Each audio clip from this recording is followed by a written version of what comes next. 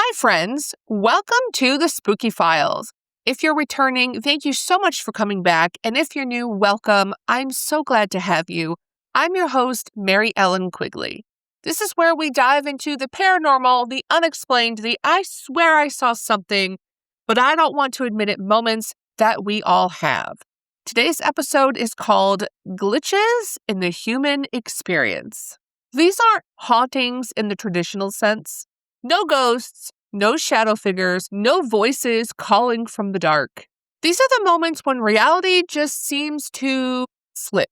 Moments when something feels slightly misaligned, like you stepped into the wrong version of a place, or you witnessed something that you know shouldn't be possible. These stories don't end with answers, they end with doubt. And that's what makes them so interesting. So grab a blanket, settle in, and let's get into it. Story 1 is called The Grocery Aisle That Didn't Exist. This story was sent in from Ben. And Ben writes, "Hi, Mary. This happened a few years ago, but I still think about it every time I go grocery shopping. I was at my regular grocery store, the one I've gone to for years. I used to know the layout by heart, and I could walk it with my eyes closed, but they recently did a renovation. So a few items had been moved around, and it was throwing me off. I was looking for a specific brand of pasta sauce that I couldn't find in its usual spot. I turned down the next aisle and immediately noticed something was off. The lighting was brighter, not broken or flickering, just brighter. The shelves were fully stocked, but none of the brands were familiar. Everything looked almost right, but it was like I walked into a different time. The aisle was silent. There were no other carts or people, and there was no music overhead. I walked all the way to the end because I was so confused. I grabbed nothing, so I turned to go to the next aisle. That's when I noticed the notification on my Apple Watch saying my battery was low. It was fully charged when I put it on that morning. I was also thrown off by the time because my watch showed I had been in that aisle for 15 minutes. I walked back to the main store area and grabbed an employee. I told her there was an aisle that didn't make sense and asked her if they got new brands with the recent renovation. She looked confused and followed me so I could show her. We walked to where the aisle should have been. It wasn't there. Just a blank wall and a freezer section that had always been there. She told me there had never been an aisle there, and that wasn't part of the renovation. I left without buying anything. I still shop there, but I avoid that section of the store." What do you mean an aisle had never been there? Like, how in the world do you walk down an aisle that isn't real?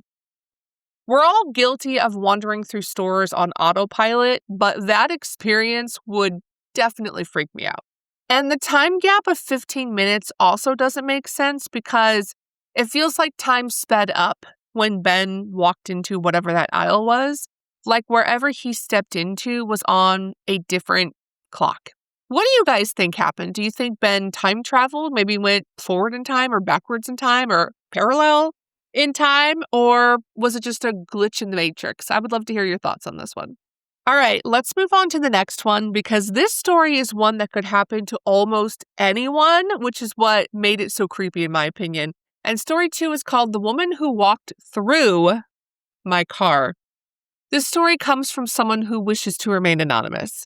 They write, "My friend and I were sitting in my parked car outside of his apartment just talking. Engine off, windows down. It was early evening, not that dark yet and not very late. A woman walked toward us on the sidewalk. She looked normal, mid-50s maybe. Gray coat, hair pulled back, purse on her shoulder. She wasn't rushing or distracted, just walking. She stepped off the curb and walked directly into the front of my car. Not in front of it, into it. Her body passed through the hood like fog rolling through a field. No resistance, no sound, no distortion of the car itself. I couldn't move. As she moved through the windshield area, she turned her head and looked directly at us. She didn't look startled or confused, just aware. Like what she was doing wasn't shocking at all. My friend screamed my name. I finally blinked, and the woman stepped out the other side of the car and continued walking like nothing had happened. We sat there in silence for a long time. My friend finally said, "You saw that too, right?" We both described the same coat, the same expression, the same moment of eye contact. There were no smudges, no marks on the car, no indication that anything had happened at all. The woman looked completely real. If it wasn't for her walking through my car, I wouldn't have thought anything of it. The only thing I can think of is that it was either a ghost or some sort of glitch in the Matrix. The one good thing about this experience is that you know you're not crazy because someone else saw it with you. Shared experiences are harder to dismiss. You can't write them off as stress or imagination when someone else sees the same exact thing. And the eye contact is even creepier because the woman saw them. Whether it be a ghost or a real person or a woman from another Matrix, she saw them, and that makes it really scary as well. So let's move on to our final story, which is connected to one of my favorite things in the world, coffee. Story 3 is called The Duplicate Barista. This story comes from Maya, and she writes, "I stop at the same coffee shop every morning on my way to work. Same place, same time, same routine. There is one barista who is always there. He knows my name. He knows my order. We talk about little things, the weather, how busy it is, whether Mondays should be illegal. Nothing deep, just small talk. That's why the morning he didn't recognize me felt so wrong. I walked in like usual and stepped up to the counter. He smiled politely and said, 'What can I get for you?' I laughed a little and said, 'The usual.' He blinked and said, 'Sorry, what's the usual?'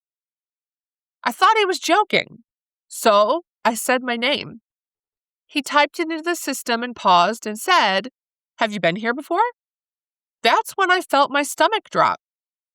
I told him, 'I come here almost every day. You always remember my order.'